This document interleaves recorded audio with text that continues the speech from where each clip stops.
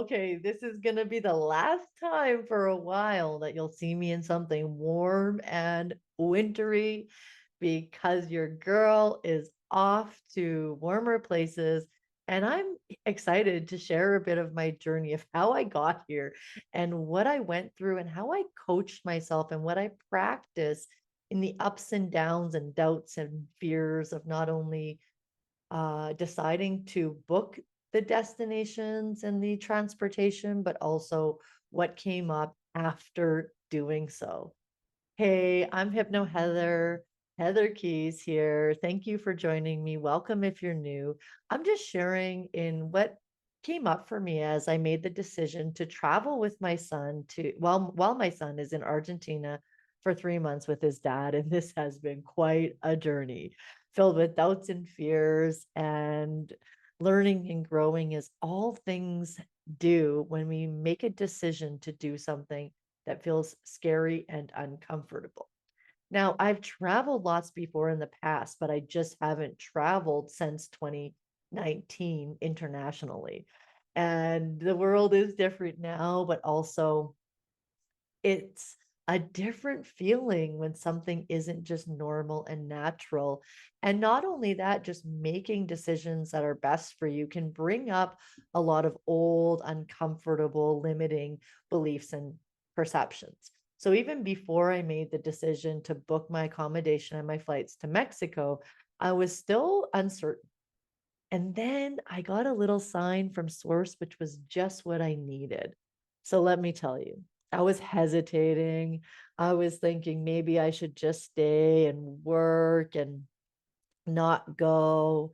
And I was looking at the flight options and the dates weren't working out with the prices. And so I just took a break. One thing I always coach myself through when I'm going through things in life is like knowing that when I'm in a low mood, that's never the right time to look for solutions or try to find an answer or make a decision.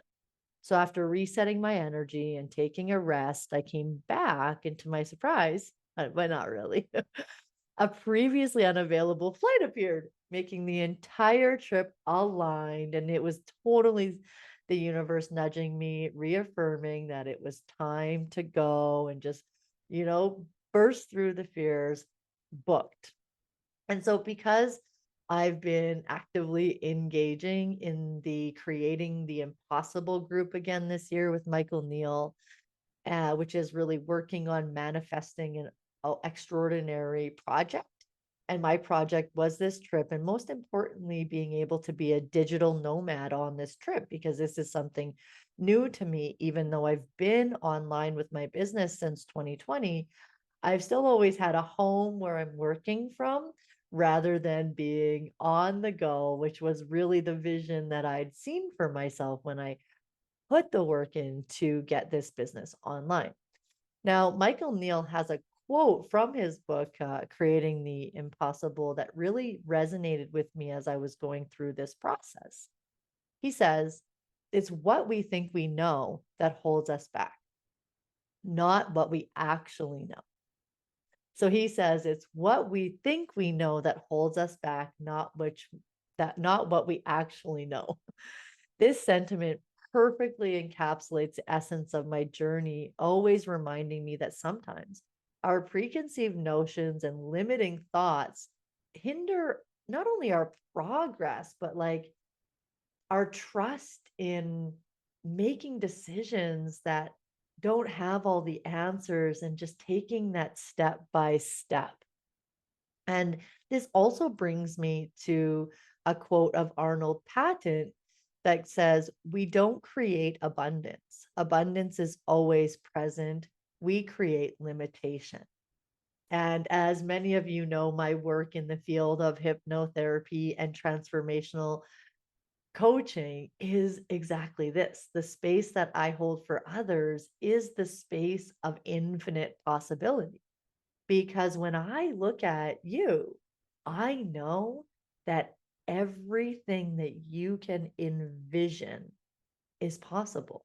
Because what we know or what we think we know is small, it's limiting, and it's often fed by our culture of settling. It's fed by our culture of like, well, you should definitely pick something safe and secure over something that lights you up, or there's just been a collective programming of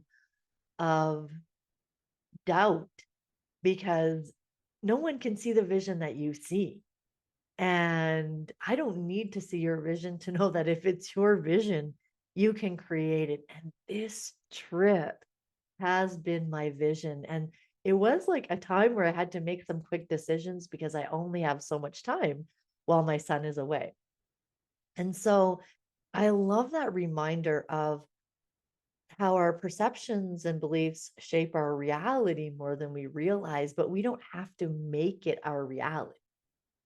We don't have to make it true. We can understand that this is how we're perceiving and that let that the trust and the way I see it is it's like putting a destination into the GPS and knowing that's where you're going. Even if you take a wrong turn, you'll reroute and letting the providence, letting the universe handle the how along the way, or knowing that the how will unfold along the way. Because if you have to know the how and the every step to get to your vision, that is going to squash it. And then anything that someone says that's in contrary to your hope of the vision will bring you down and probably stop you from taking inspired action towards your vision.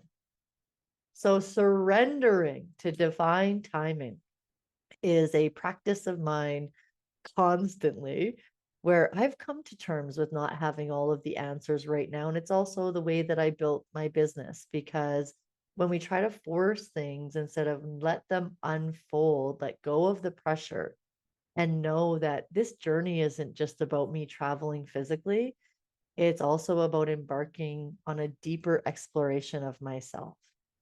And so, despite the challenges and emotions that surface, knowing that what you're experiencing and what you're going through is an opportunity for growth, healing, rediscovering joy and fulfillment in life.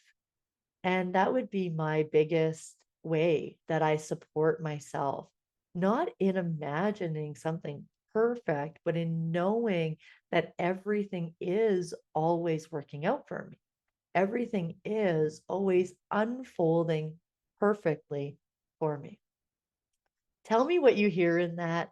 Here's to the journey ahead, filled with light and healing and new experiences. And stay tuned into my stories, my feed, my channel here, and more updates and inspiration from my travels. Ciao for now.